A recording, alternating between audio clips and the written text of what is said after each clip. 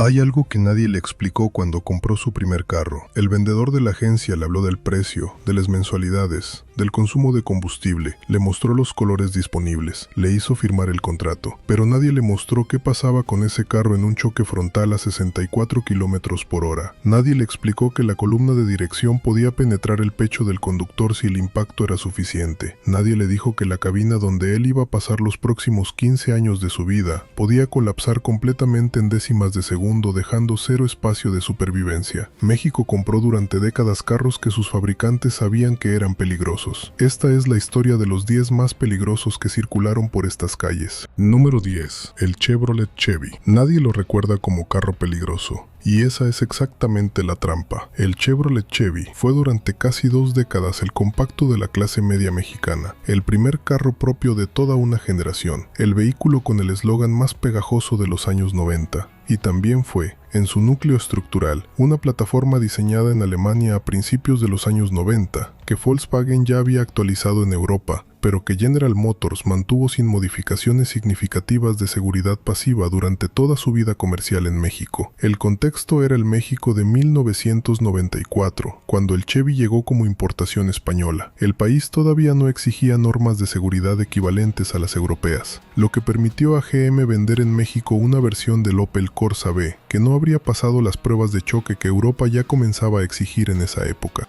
El joven profesionista mexicano que compró su Chevrolet Chevy en 1997 con el enganche ahorrado durante un año no tenía manera de saber que estaba comprando un vehículo cuya estructura de carrocería tenía ya varios años de retraso respecto a los estándares europeos de seguridad pasiva. Lo compraba porque era moderno, porque era accesible, porque el eslogan "Buena onda Chevy" lo hacía sentir que pertenecía a una generación diferente a la de sus padres. El giro inesperado es que cuando Latin NCAP comenzó a evaluar vehículos vendidos en México, la plataforma Corsa B, en la que se basaba el Chevy, apareció consistentemente en los análisis de expertos como una estructura que no cumplía los estándares modernos de seguridad pasiva, información que General Motors tenía disponible, pero que nunca comunicó activamente a los compradores mexicanos mientras seguía vendiendo el modelo. El Chevy se descontinuó en 2012, no por razones de seguridad, sino por estrategia corporativa. Lo que quedó de esa historia es una comunidad de propietarios que ama ese carro, sin saber exactamente cuánto los protegía cuando más lo necesitaban.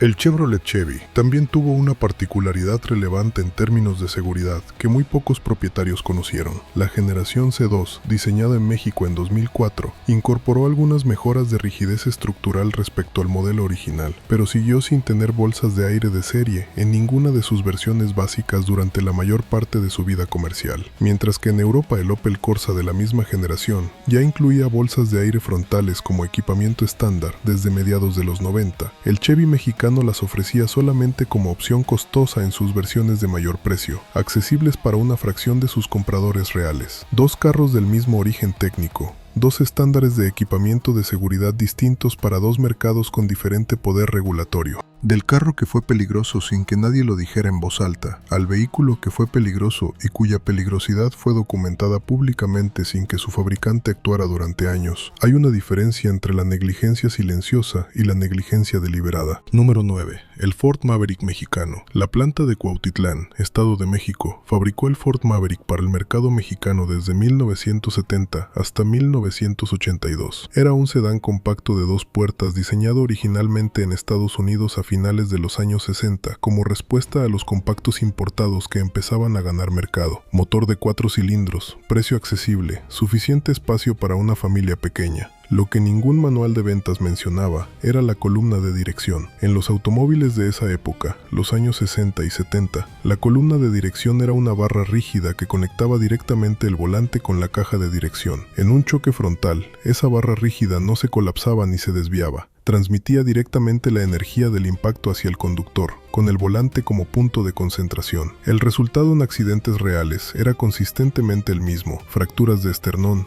lesiones torácicas graves, en los peores casos, penetración directa del pecho. El padre de familia, que compraba su Ford Maverick en Cuautitlán en 1974, lo hacía con la confianza de estar comprando un carro americano, sinónimo de solidez para la mentalidad del consumidor mexicano de esa época. Lo manejaba en la carretera México-Acapulco en Semana Santa con la familia completa. En los asientos de vinil caliente que olían a vacaciones. No sabía que la columna de dirección que sus manos tocaban todos los días era, en un accidente frontal de velocidad moderada, potencialmente el elemento más letal del vehículo. El giro inesperado es que Ford ya había desarrollado para el mercado americano columnas de dirección colapsables, que se pliegan en el impacto desviando la energía, pero no las incorporó en las versiones fabricadas para México, donde las regulaciones no las exigían todavía. Una misma marca, dos estándares de seguridad diferentes para dos mercados diferentes, separados únicamente por la capacidad regulatoria de cada gobierno. Lo que queda del Ford Maverick mexicano son unidades de colección que sus dueños restauran con cariño, sin que ninguno de ellos haya pensado necesariamente en lo que esa columna de dirección habría hecho en un accidente serio.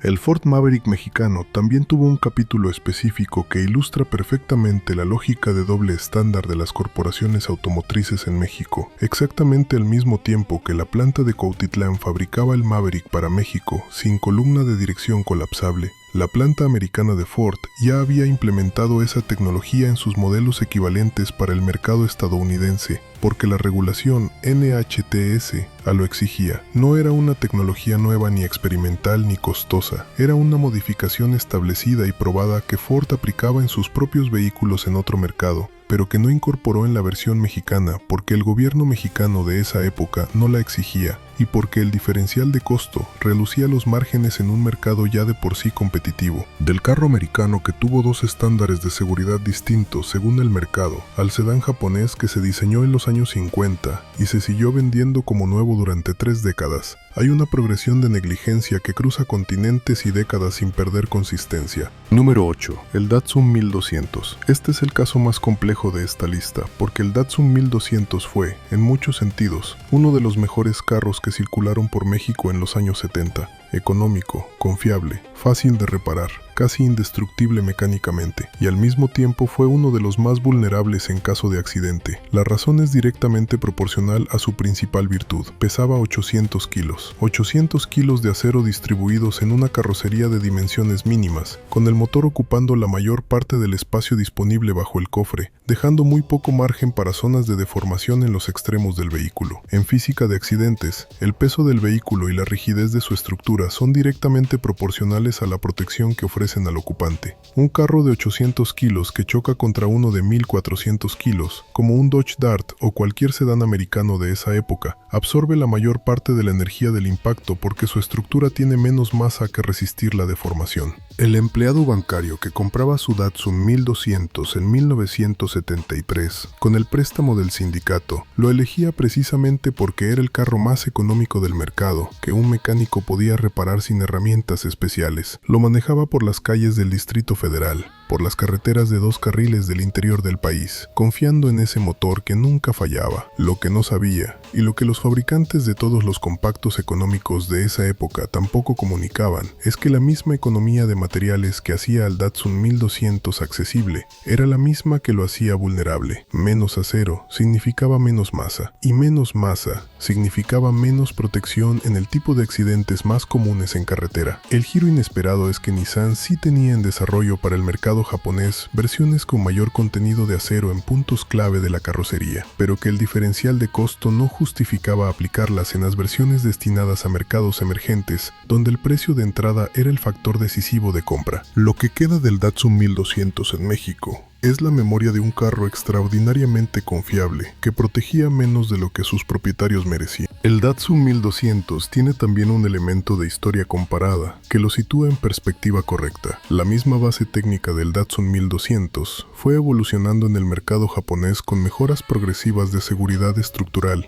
durante todos los años en que el modelo se fabricaba para exportación a mercados como México. Los ingenieros de Nissan en Japón sabían perfectamente qué modificaciones estructurales mejoraban la protección de los ocupantes. Aplicaban esas modificaciones en las versiones destinadas a mercados con mayor supervisión regulatoria y seguían fabricando versiones sin esas modificaciones para mercados donde el precio de entrada era el factor dominante y donde ninguna autoridad exigía demostración de seguridad pasiva. El Datsun 1200 mexicano era técnicamente inferior en términos de seguridad estructural al Datsun 1200 japonés del mismo año, y esa diferencia fue una decisión de negocio, no una limitación tecnológica, del compacto japonés que fue víctima de su propia economía de materiales, al vehículo francés que fue víctima de una filosofía de ingeniería demasiado avanzada para la infraestructura de mantenimiento que tenía disponible en México. Hay una diferencia entre ser peligroso por lo que te falta y ser peligroso por lo que te sobra.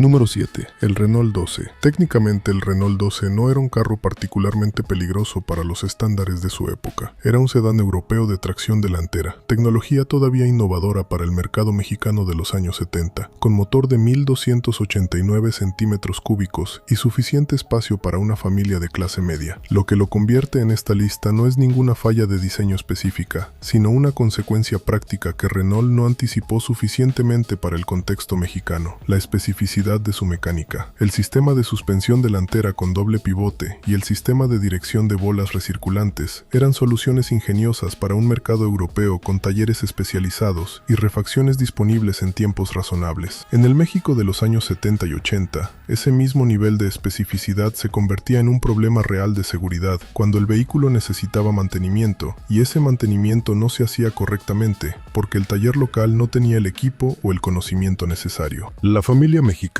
que tenía su Renault 12 en los años 70 y que lo llevaba al taller de barrio porque era lo que tenía disponible, no sabía que ese mecánico, por más habilidoso que fuera con bochos y Datsuns, podía estar haciendo ajustes a la suspensión o a la dirección con herramientas incorrectas o con criterios aprendidos en otros sistemas. Un ajuste incorrecto de la geometría de suspensión delantera en condiciones de carretera mexicana de esa época, curvas pronunciadas, baches, superficies irregulares, podía traducirse en comportamiento impredecible del vehículo en situaciones de emergencia. No era un problema del diseño en abstracto, era un problema de diseño en contexto. Un carro diseñado para Europa, con infraestructura europea, operando en México con infraestructura mexicana y sin la información técnica adecuada para sus operadores y mecánicos. El giro inesperado es que Renault reconoció internamente este gap de mantenimiento en algunos mercados latinoamericanos, pero no generó programas sistemáticos de capacitación para sus redes de distribuidores locales en escala suficiente para resolver el problema real. Lo que queda del Renault 12 en México son recuerdos afectuosos de un carro diferente que muchas familias eligieron y que en manos correctas era perfectamente seguro.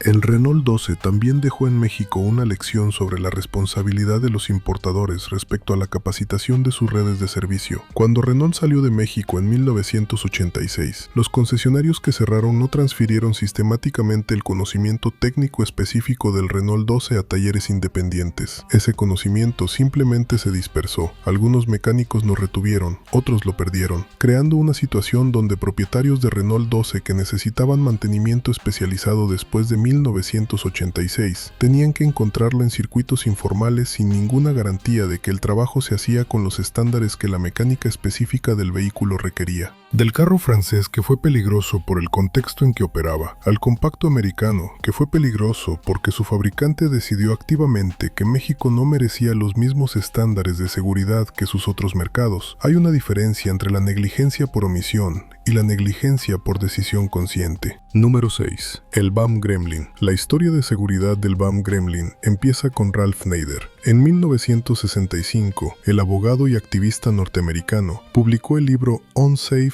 at Any Speed, inseguro a cualquier velocidad, que revolucionó la legislación de seguridad automotriz en Estados Unidos, documentando los peligros específicos de varios modelos americanos. El AMC Gremlin, en el que se basaba el BAM Gremlin mexicano, no aparecía en ese libro específicamente, pero sí compartía con otros modelos AMC de la época características estructurales que los analistas de seguridad consideraban problemáticas: falta de refuerzo lateral en las puertas, ausencia de zonas de deformación programada en los extremos de la carrocería y una distribución de peso que privilegiaba la economía de materiales sobre la integridad estructural en impacto. Lo fabricaba BAM en Vallejo desde 1975 para el mercado mexicano. El joven mexicano que compraba su BAM Gremlin a mediados de los 70 lo hacía porque quería algo diferente, diferente al bocho, diferente al Datsun, diferente al Dart conservador. El Gremlin decía algo sobre quien lo manejaba, que tenía criterio propio, que no seguía la manada, y ese carro cumplía esa promesa de identidad visual. Lo que no cumplía era la promesa implícita de cualquier vehículo fabricado y vendido legalmente, la promesa de que sus fabricantes habían hecho todo lo razonablemente posible para proteger al conductor y a los pasajeros en un accidente. El giro inesperado es que American Motors Corporation, la empresa cuya licencia usaba BAM para fabricar el Gremlin en México, fue documentada por investigadores independientes como la empresa que más conscientemente ignoró las advertencias de seguridad disponibles en esa época para sus modelos de bajo precio, priorizando la reducción de costos de manufactura sobre las mejoras estructurales que sus propios ingenieros habían identificado como necesarias. En México, esas decisiones tomadas en Detroit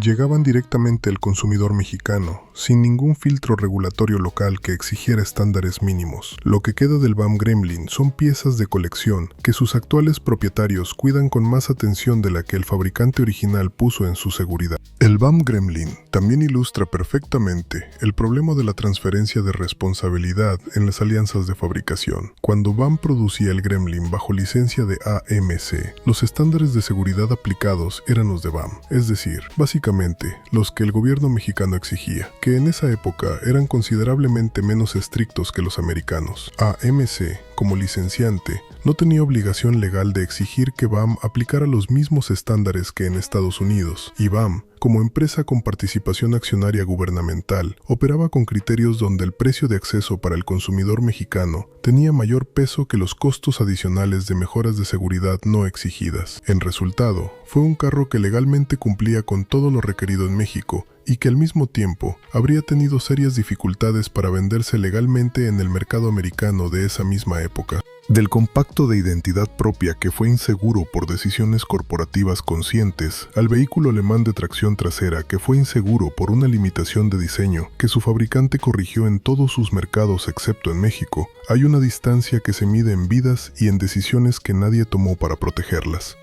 Número 5. El Volkswagen Sedán. El Bocho es el carro más amado de México y también, estructuralmente, uno de los más vulnerables que circularon por sus calles durante décadas. No por mala ingeniería, el diseño original de Ferdinand Porsche era extraordinariamente elegante para su época y para sus objetivos específicos, sino por una combinación de elementos que en conjunto generaban un perfil de riesgo específico que ningún propietario del Bocho consideraba conscientemente cuando arrancaba por las mañanas. El motor boxer refrigerado por aire montado en el extremo trasero del vehículo. La característica que lo hacía tan confiable y tan fácil de mantener era al mismo tiempo el elemento que convertía un choque trasero en un evento de consecuencias potencialmente graves. El motor no tenía zona de deformación entre él y la cabina, y en impactos traseros significativos podía desplazarse hacia adelante con fuerza proporcional a su masa. El taxista de la Ciudad de México, que manejaba su Bocho verde 12 horas al día, sabía perfectamente que ese carro arrancaba siempre, que consumía poco, que el mecánico de la esquina podía repararlo en una hora. Lo que no sabía,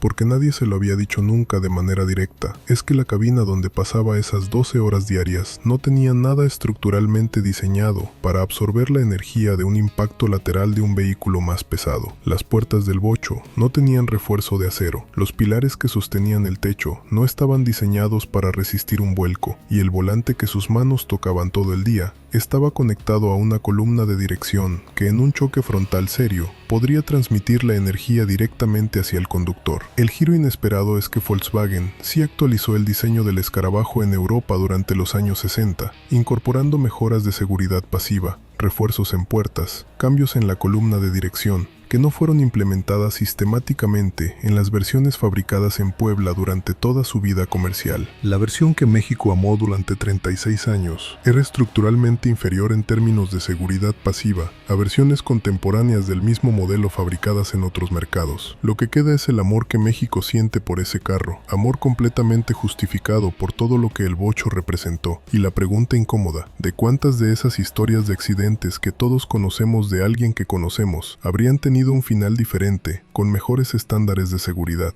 Hay un dato específico sobre el Volkswagen Sedán, en términos de seguridad, que va más allá de las especificaciones técnicas. En accidentes documentados por investigadores de tránsito mexicano durante los años 70, 80 y 90, el bocho aparecía consistentemente con una característica particular. En impactos laterales donde un vehículo más pesado golpeaba la puerta del conductor o del pasajero delantero, la puerta del bocho ofrecía resistencia mínima a la intrusión porque no tenía barra lateral de refuerzo. El espacio que existía entre el ocupante y el punto de impacto era, en el mejor de los casos, el grosor de la lámina de la puerta más el vidrio. En un sedán convencional de la época con barra lateral, ese espacio era considerablemente mayor. Esa diferencia de centímetros en espacio de supervivencia se traduce directamente en diferencias de severidad de lesiones en accidentes reales. Del carro más amado de México, que fue inseguro, sin que nadie lo dijera nunca claramente, a la van familiar, que fue insegura por una decisión de diseño que su fabricante sabía perfectamente, pero que consideraba aceptable, dado el mercado al que apuntaba. Hay un salto que define la diferencia entre lo que México amó y lo que México mereció. Número 4. La Volkswagen Combi. La Combi fue el vehículo más versátil que México tuvo en el siglo XX. Familiar, comercial, de transporte público informal, y también fue, en sus primeras generaciones particularmente, uno de los más vulnerables en caso de accidente frontal. La razón es geométrica. La cabina de la Combi original estaba en el extremo delantero del vehículo, con prácticamente ningún espacio de deformación entre el parabrisas y la carrocería frontal. En un choque frontal, no había capó largo con motor adelante para absorber parte de la energía antes de que llegara a la cabina, como ocurría en la mayoría de los sedanes convencionales. La energía del impacto llegaba directamente a los ocupantes con mínima atenuación. El motor boxer en la parte trasera, que en el bocho generaba riesgos en impactos posteriores, en la Combi significaba simplemente que no había nada que interponer entre el impacto frontal y las personas sentadas detrás del parabrisas.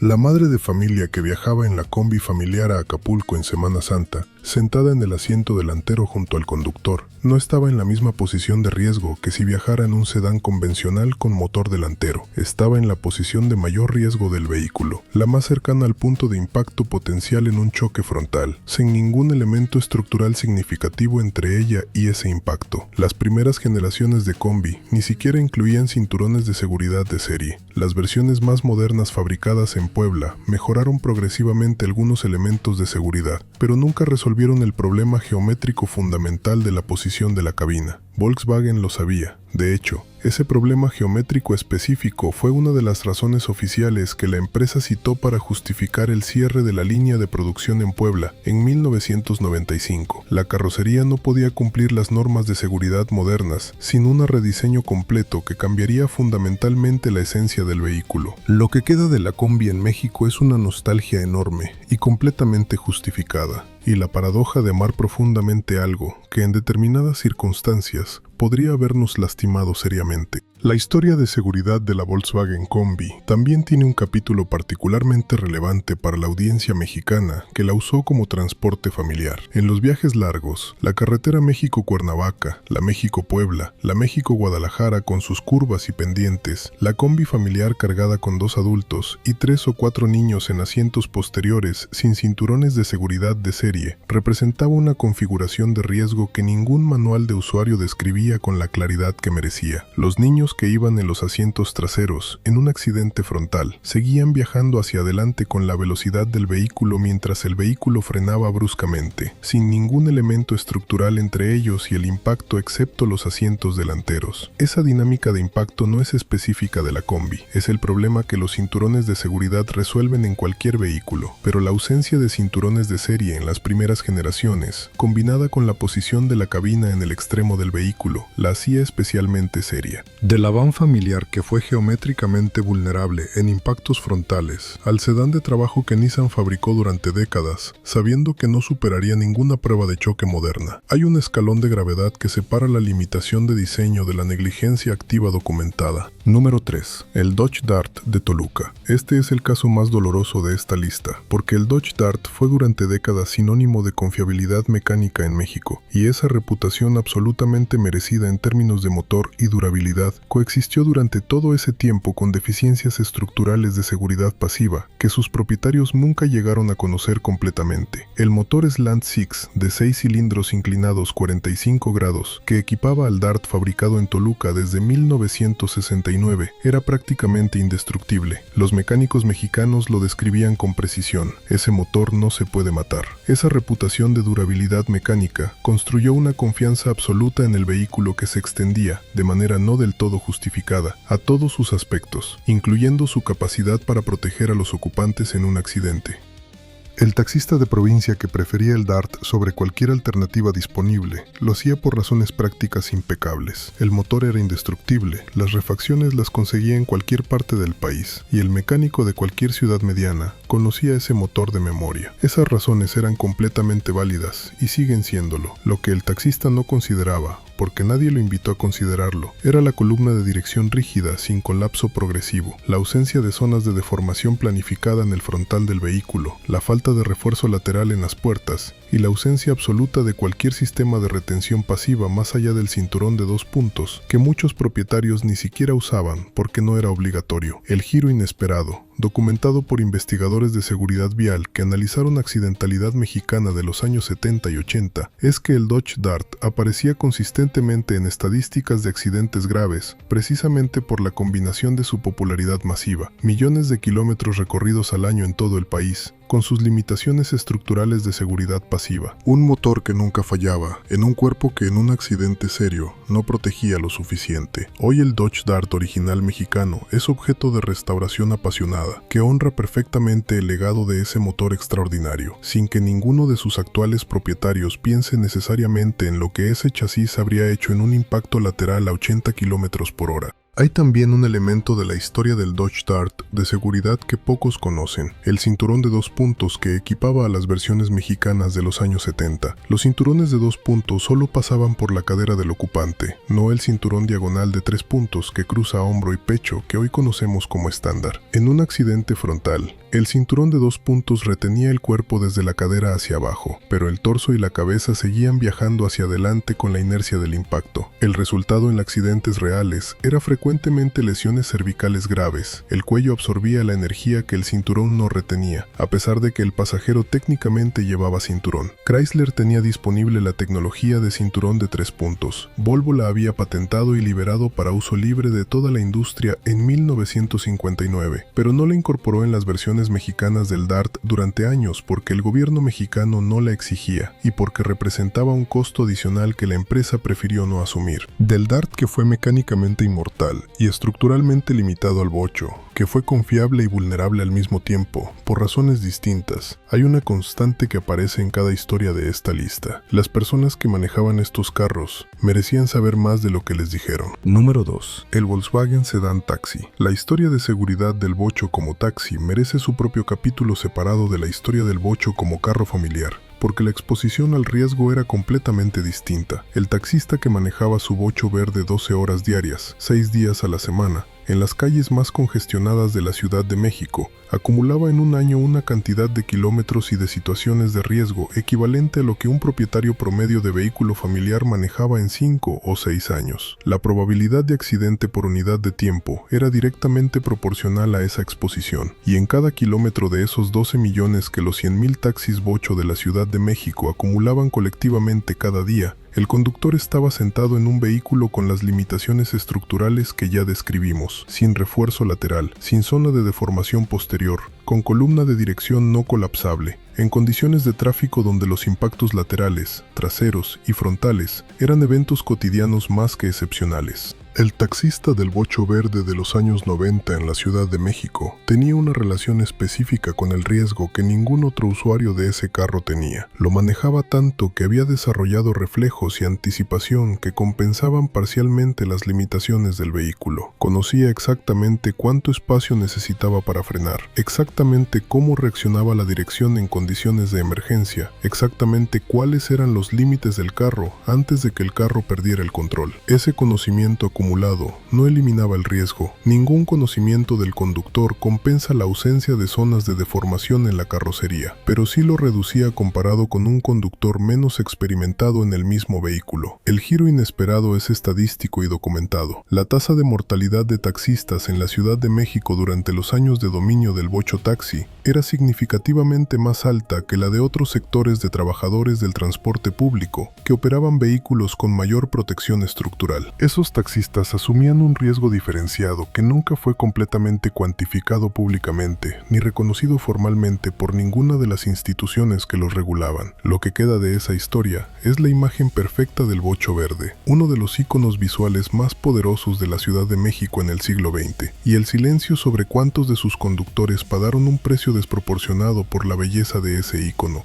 Hay un elemento adicional sobre el bocho taxi que completa el cuadro de manera particularmente perturbadora. Los taxistas del bocho verde no podían usar el asiento del copiloto. Había sido removido para facilitar el acceso de los pasajeros por la puerta delantera. Eso significaba que en la parte delantera del vehículo había una sola persona, el conductor, sin ningún pasajero que constituyera masa adicional del lado opuesto en un impacto lateral. Un vehículo más pesado golpeando la puerta del conductor de un bocho taxi encontraba la lámina de la puerta, el espacio de la cabina y el conductor, sin barra lateral de refuerzo, sin bolsa de aire, sin cinturón de 3 puntos en muchos casos. La física de esa configuración en un accidente real a velocidad de ciudad, 50, 60 km por hora, tiene consecuencias que ningún informe oficial de seguridad vial de esa época describió con suficiente claridad para que las personas involucradas pudieran evaluar conscientemente el riesgo que asumían todos los días. Del taxi que fue inseguro por sus limitaciones estructurales sumadas a la exposición extrema de uso intensivo,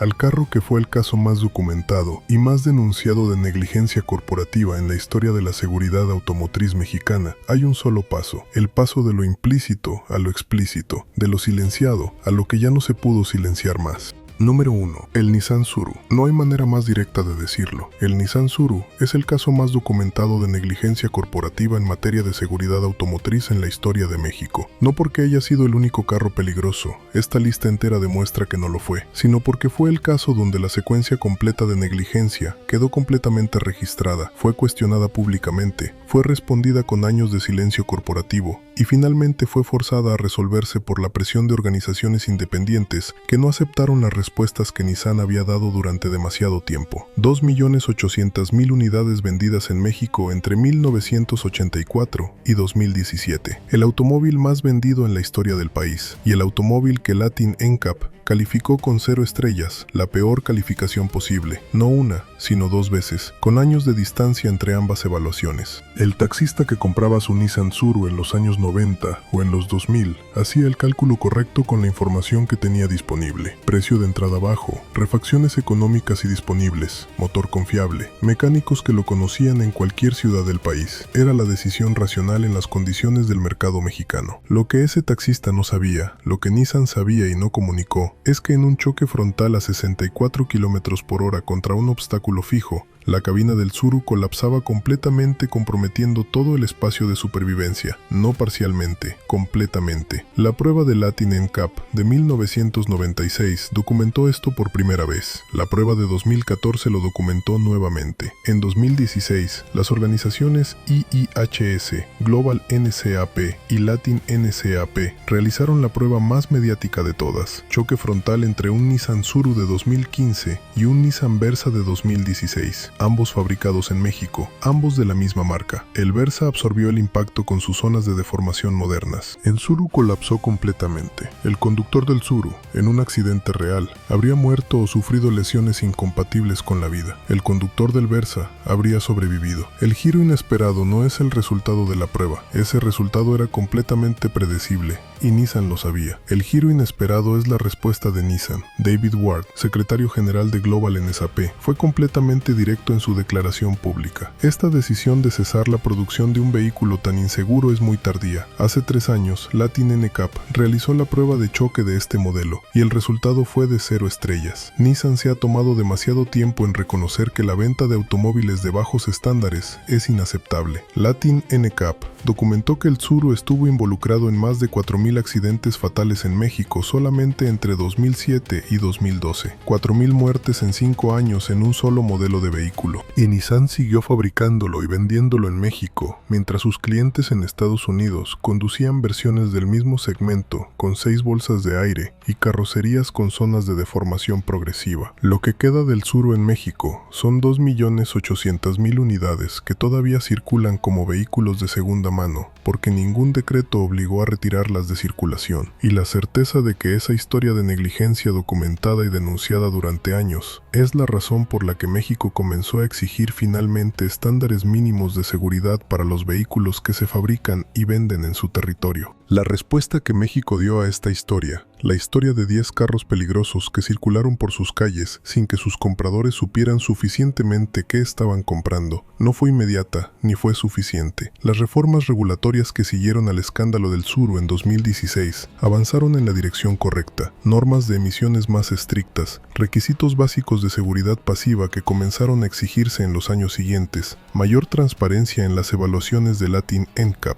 Pero los millones de unidades de todos los carros de esta lista que todavía circulan por las calles mexicanas como vehículos de segunda y tercera mano no reciben esas mejoras retroactivamente, siguen siendo lo que fueron cuando salieron de fábrica, vehículos cuya seguridad estructural fue determinada por regulaciones que no protegían suficientemente a quienes más dependían de la protección. Esa es la deuda que esta lista intenta saldar, aunque sea parcialmente y con décadas de retraso. Conocer la historia completa de los carros que amamos es la única manera honesta de honrar a las personas que los manejaron, incluyendo las partes de esa historia que nadie quiso contar en su momento, y que en México, después de todo lo que esta lista documenta, ya no debería ser demasiado pedir.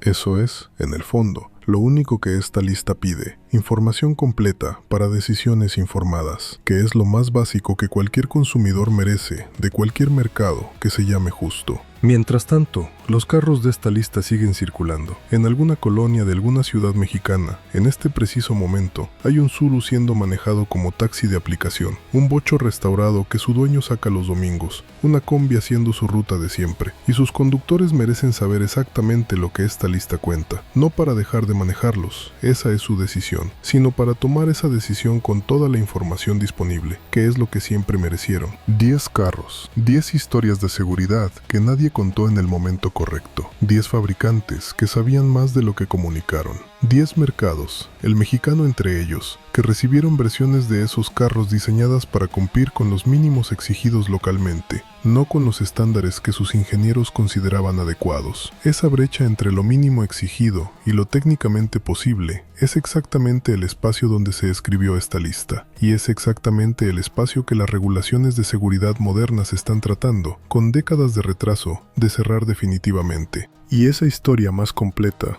la que incluye tanto el cariño legítimo como el contexto incómodo, es exactamente el tipo de historia que merece contarse, no para arruinar la memoria de ningún carro, sino para honrar a las personas que los manejaron con toda la verdad disponible sobre lo que vivieron. Ellos la merecen, y la verdad, por incómoda que sea, siempre es más respetuosa que el silencio cómodo. Hay también una dimensión generacional de esta historia que merece nombrarse directamente. La audiencia que hoy tiene más de 55 años y que recuerda estos carros con cariño genuino, el bocho del papá, el Dart del tío taxista, la combi de los viajes de vacaciones, no tenía manera en su momento de saber lo que hoy sabe quien tiene acceso a esta información. Su cariño por esos carros no era un informado, era el cariño de quien confió en lo que tenía disponible y en lo que el mercado le ofreció como la mejor opción dentro de sus posibilidades reales. Ese cariño es completamente legítimo. Lo que esta lista añade no es una corrección al cariño, sino una capa adicional de contexto que hace más completa la historia de esos carros y de las personas que los manejaron. La historia de estos 10 carros también es la historia de cómo México fue construyendo lentamente, con mucho retraso respecto a otras economías, pero con determinación creciente, una cultura de exigencia de seguridad automotriz. Los consumidores mexicanos de hoy,